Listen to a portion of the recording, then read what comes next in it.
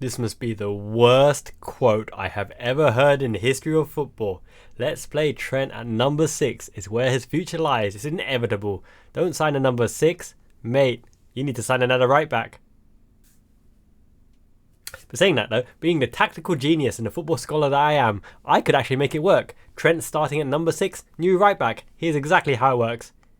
You go there, I go here, let's go dancing everywhere, la la.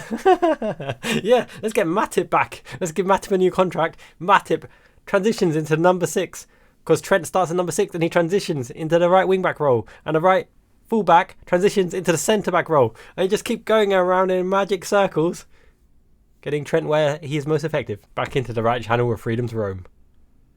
Let's get into it. But before we do that, I read something even more maddening than that, if it's even possible.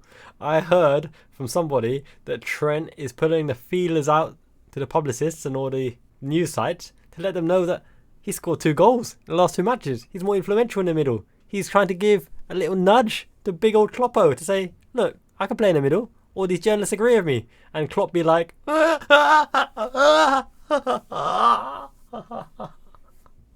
Trent's agent did what? Hello YouTube, Liverpool fan in Japan here, the Miyazaki man, Sai. I'm a bit crap at social media, to be honest, absolutely pants, but when I saw this tweet from James Pearce, a well-respected journalist, I knew I had to say something. I thought it was totally unbecoming, to be honest, because he's a respected journalist who works at The Athletic. And let me read what he had to say. Column. Trent Alexander-Arnold, the midfielder. His transition there permanently now feels inevitable. It's where he wants to play and where he can be most influential in this KLOPP team. Forget buying a number 6. Hashtag LFC needs to sign another right back. Now where do I even begin? I felt so strongly about this, I even contributed to a Reddit thread, and the feedback I received from that post was very well received. I think it's been upvoted 515 times. And let me read it out for you in case you didn't catch it. So I put a short, snappy summary of exactly why I disagreed with everything James Pearce said. I highly disagree and think the tone of the article is completely wrong. The greatest way to utilise Trent is to build a system that can get him into positions where he can make the most impact, i.e. rotating into the 6th pivot and on the transition into the offensive right half space. By starting him in midfield, you're giving the opposition a clear way to target him, mark him, congest the area, and take away his space and time and influence. I don't want to see Trent contesting 50-50s and scraps and playing tiki-taka. I want to see him have a full view of the game in front of him and move into the spaces he feels he can make the most impact and use his technical ability and vision to win us the games or evolve the ball into game-winning scenarios. Now that is completely how I feel, and I've even made a dedicated video on that beforehand, saying that Trent is not a Gerrard. Do not expect Trent to be a Gerrard, the boy wonder. Expect him to be a De Bruyne.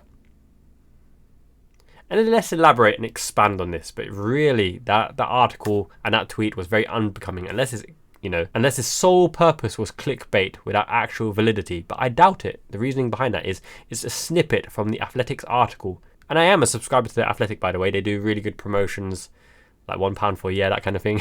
And they do nice graphs, right? They have a team of data analysts and a full kind of suite and production team behind them that can aggregate all the statistics and, try to prove whatever narrative they want to do. But here's the big flaw in the article and in their statistics and in their graphs and everything they've said in that article. That article is based on Trent playing right back and moving into positions to get those statistics, to get those analytics, to create those metrics. He is not starting in centre midfield to show his expected assists per 90 or expected goals per 90 or heat map positions. He transitions into those positions and the resultant stats are based on him moving into that position when the game dictates him to move into that position. And therefore, every opportunity that he's conjured from that position is from Klopp's tactical strategy to get him into a position of influence to produce those statistics. Does that even make sense? He's not starting in central midfield. He's gaining those statistics from the midfield area by getting into midfield when the chance presents himself. I can't make it any more clearer than that. So let's dissect everything in that tweet and in the article bit by bit. You have Trent Alexander-Arnold, one of the most unique talents, not just of his generation, but in the history of world football. There is not a single right back in the history of world football that can do what Trent does, or has done what Trent has been doing in the last few seasons. Getting assists, from the deep half space position, defensive line just over the halfway line, whipping the balls in, doing crossfield balls, hitting it with his weaker foot, overlapping, underlapping, long range shooting, free kicks. Everything about his game has never been seen before in the world of football, because no one has his unique traits and talents, as well as being a Scouser and the Scouse heartbeat of our team. Like literally the only person that I can think of, and he doesn't even play right back, he played left back, because I'm a football scholar like that, right, is Gianfranco Facchetti for Inter Milan and Italy team. He was amazing. He was an offensive left back, a pioneer of the role, even better than Ruud Krol, because he could dominate games from the left back position and can whip in the balls from deep position, and had a pendant for shooting from range as well, getting himself into that offensive half space to shoot from range, and the teammates looked for him as well, and he wouldn't mind cracking it from his right foot as well. But he's a left back, absolute quality.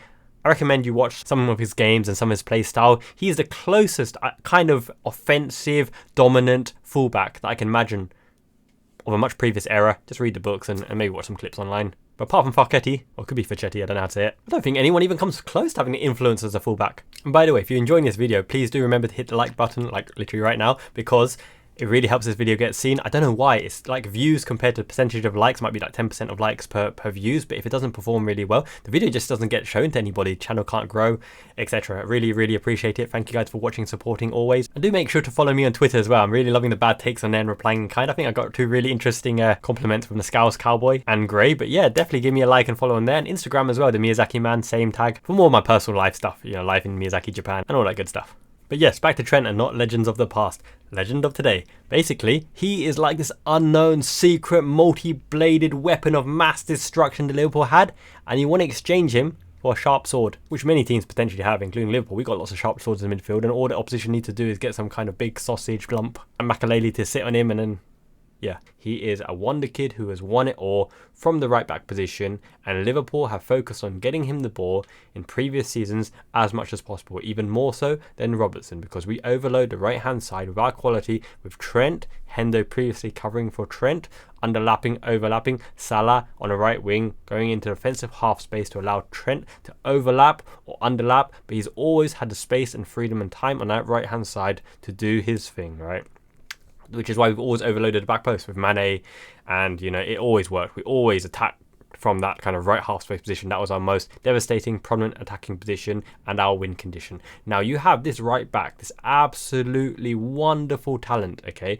A threat from right back. How many teams can say that? There's your Dani Alves, there's your Cecchino, your Reece James, Trippier, Walker, whatever you want to say, different types of right backs. Nobody can do what Trent does, okay? He is unique in world football, and every team would absolutely kill to have him in the team because of what he can offer. Sure, let's go into defensive frailties and other things later. It's a produce of the system as opposed to the player himself. But so let's just do some hypothetical examples here. Reece James, Liverpool right back. Never going to happen. But Reece James, uberly talented, great offensively going forward as well. Defensively solid as well. A lot of people would put him above Trent Alexander-Arnold. Perennial sick note. He's never available. But even then, Reece James right back and Trent Alexander-Arnold midfield 6. Doesn't sound great. Just doesn't sound great to me.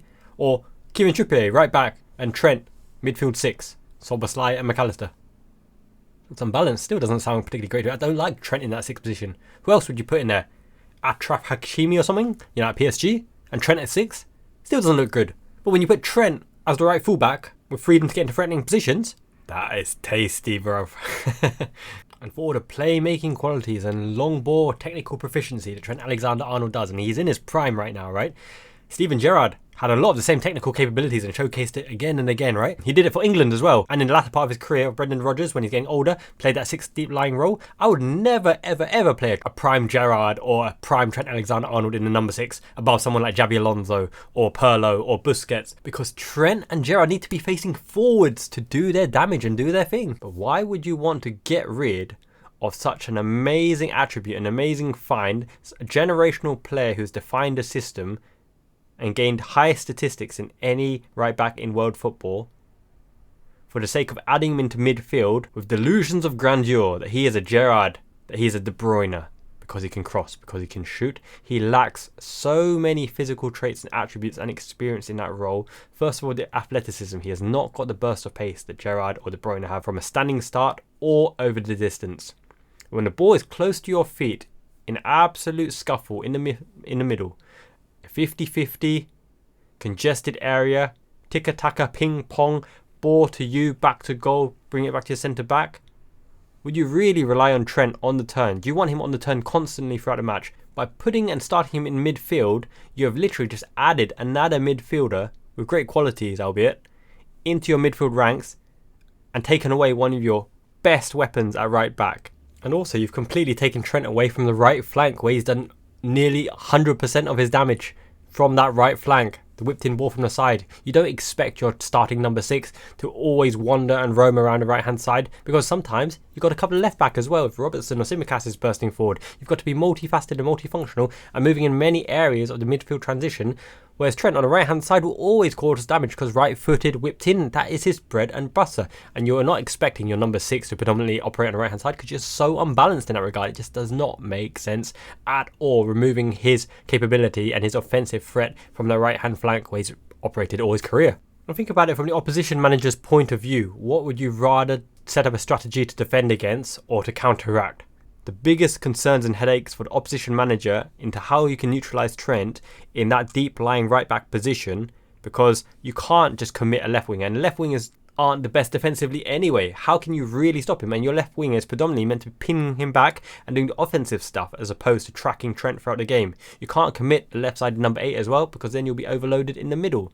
And Trent has the time and space and options to go into midfield to add an extra body, but you've actually taken away the ability to outnumber the midfielder unless the right back can be doing what Trent does at right back. But Trent is the best in the world and ever at doing that particular role at right back. So why would you want a replacement who can imitate Trent but not to the same level, putting Trent in midfield and taking away some of his best attributes? Because he needs the time, he needs the space, he needs the vision to conjure in his mind the image of the next phase of play, because he is the one who evolves the ball into a position where we can spring the attack, where it's a crossfield ball to Robertson or Lucho Diaz, where it's a round ball down the wing to Salah. He can join in the attack and play the short game, which he's decent at, but his predominant game is based on long range proficiency, whether it's through passing, whether it's through shooting, whether it's through a free kick, whether it's through a corner, right? His vision, his ability to thread the ball on point and get it to where it needs to be with the right amount of spin, his technical attributes allow him to do this kind of technique, but also the time and space and freedom of expression that this role in this system has allowed for really gives him the opportunity to do it. He can't do it in any given team. And let's go back to the fact as well that if you play in midfield, you're literally saying, okay, we have Endo, Szoboszlai, McAllister, Bajcetic, Thiago, Curtis Jones, Harvey Elliott, Gakpo can play there as well.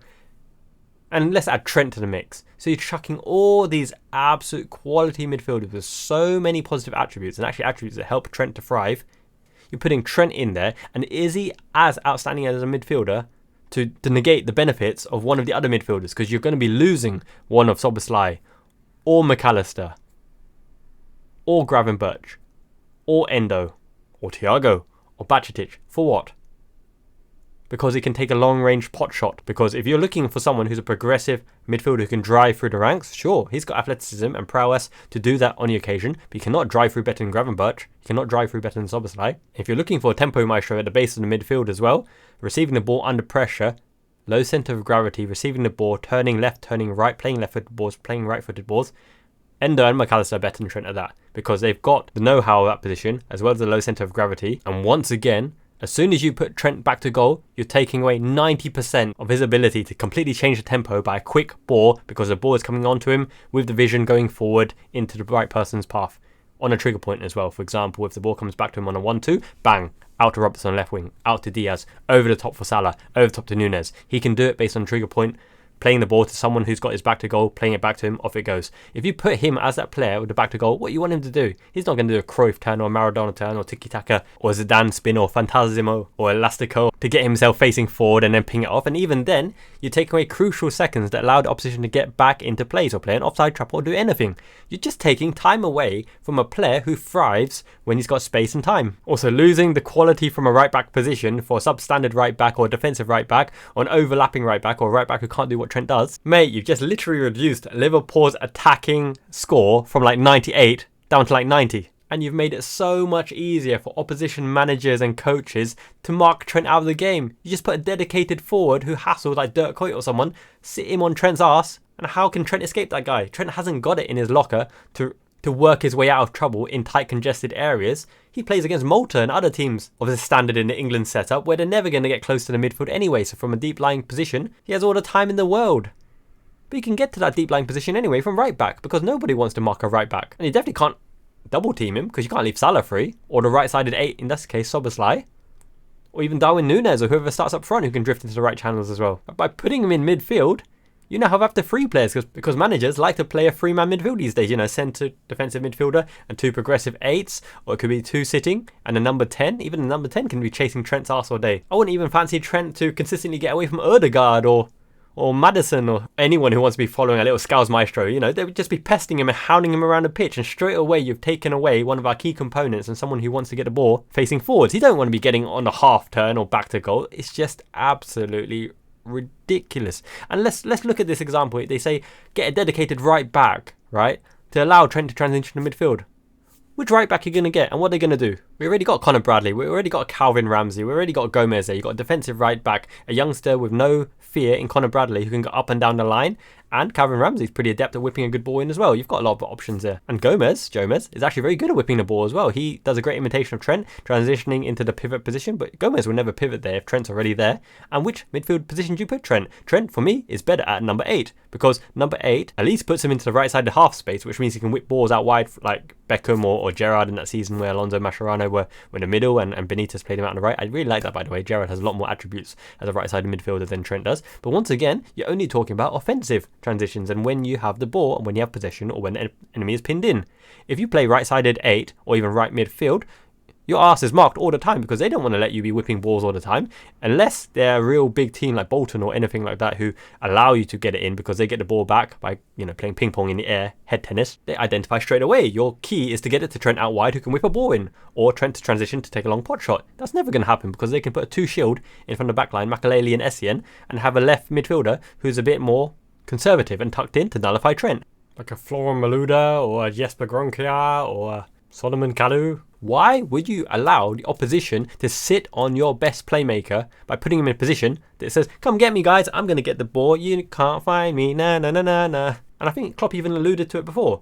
One of the key traits of this Liverpool team is to get Trent into positions to cause damage, so you almost have to hide Trent and protect him a little bit by other players making dummy runs and offensive plays that drag defenders and opposition away to give Trent the vision and the time to move into the spaces vacated. And that's what he's very good at doing because Bernardo Silva was chasing his ass and he managed to elude him by starting from the right half position, from the right back into right wing back into right midfield, going into right-sided offensive Mazzala position, right?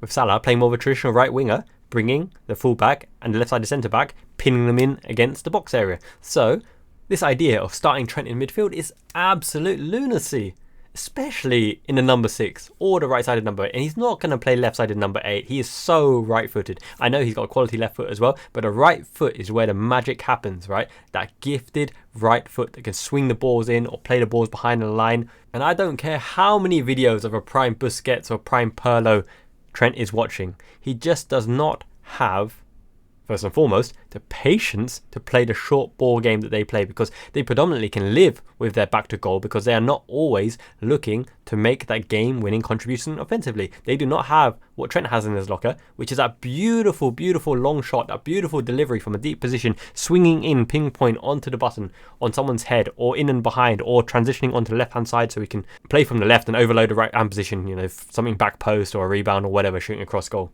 And what I would say as characteristics and players of Busquets, of a Pirlo, is they are tempo maestros. They dictate the play, they organize how the story unfolds, right?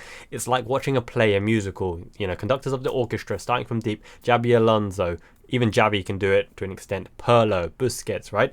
Nice, the ball goes here, the ball goes to me, the ball goes to you, I'm going to make overlapping run, a little bit of skill to move your way to get yourself out of the offensive press. Just before you know it, over the top the ball goes, or out to the wing, or whatever, or to a more useful player. Whereas Trent is not looking to conduct an orchestra. Trent, before he receives the ball, is kind of really excited and almost horny to throw that javelin up your arse. He wants to penetrate you straight away, spear right through the body. Firecracker rocket, pass before the pass that makes the goal, or the final pass that makes the goal. It's all about the climax with Trent, getting to the point, getting to the end of it, getting to the good part. He must be the horniest mofo on the pitch because he knows his balls are delicious.